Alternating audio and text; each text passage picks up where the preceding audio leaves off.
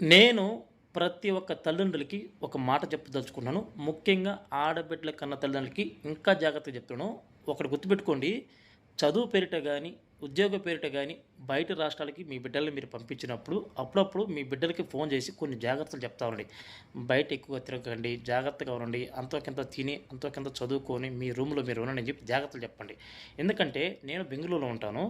నేను ఒక వారం పగలు, ఒక వారం నైట్ డ్యూటీలు చేస్తా ఉంటాను. నిన్న నాది ఈ వారం నైట్ డ్యూటీ.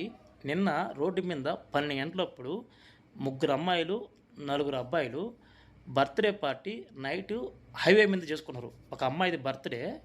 ఆ అమ్మాయిది బర్త్‌డే అయితే మిగతా ఇంకొక ఇద్దరు అమ్మాయిలు మొత్తం ముగ్గురు అమ్మాయిలు, నలుగురు అబ్బాయిలు 7 మంది కలిసి హైవేలో కేక్ కట్ చేసి ఎంజాయ్ చేస్తున్నారు. తాగేస్తున్నారు.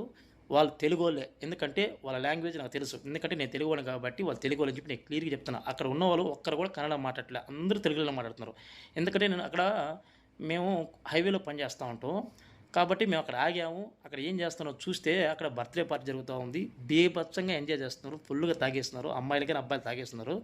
నాకు అర్థం కావట్లేదు. నైటు 12 గంటలప్పుడు హైవేలో మీరున్నారే, అందులో తాగేస్తున్నారు. అందులో అబ్బాయిలతో ఉన్నారు. ఏదన్నా జరగడం జరిగితే మీ తల్లిదండ్రులు ఏమైపోవాలా? మిమ్మల్ని నమ్ముకునే కుటుంబాలు ఏమైపోవాలా? నాకు అర్థం కావట్లేదు. ఇంత కేర్‌లెస్‌గా, ఇంత నెగ్లిజెన్స్‌గా ఎలా ఉంటున్నారు? మీ మీ తల్లిదండ్రులు చదువు పేరిట, ఉద్యోగం పేరిట పంపించినప్పుడు కొంచెమన్నా సిగ్గుండబల్లా? కొంచెమన్నా బాధ్యత అనేది ఉండబల్లా? మరీ ఏమి లేకుండా విచ్చలవిడిగా నైటు 1 గంట అప్పుడు, 12 గంటలప్పుడు హైవేల మీద బర్త్‌డే పార్టీలు చేసుకుంటున్నారే! ఏమన్నా జరగడం జరిగితే ఏంటి రెస్పాన్సిబిలిటీ? నాకు అర్థం కావట్లేదు. మీకు అంతగా చేసుకోవాలన్నప్పుడు మీ రూములో చేసుకోండి. ఏదన్నా జరగడం జరిగితే ఏది పరిస్థితి? పోలీసులే వస్తారు. ఆ టైంలో ఏం చేస్తారని చెప్పంటారు? మీరు చెప్పిన ఇంటర్వ్యూలో తీసుకెళ్ళి బొక్కలేస్తారు. ఉదయాన మీ అమ్మ, మీ నాన్న పిలిపించి వాళ్ళొచ్చిన తర్వాత మాట్లాడి కౌన్సెలింగ్ ఇచ్చి పంపిస్తారు. అంత దూరం అవసరమా?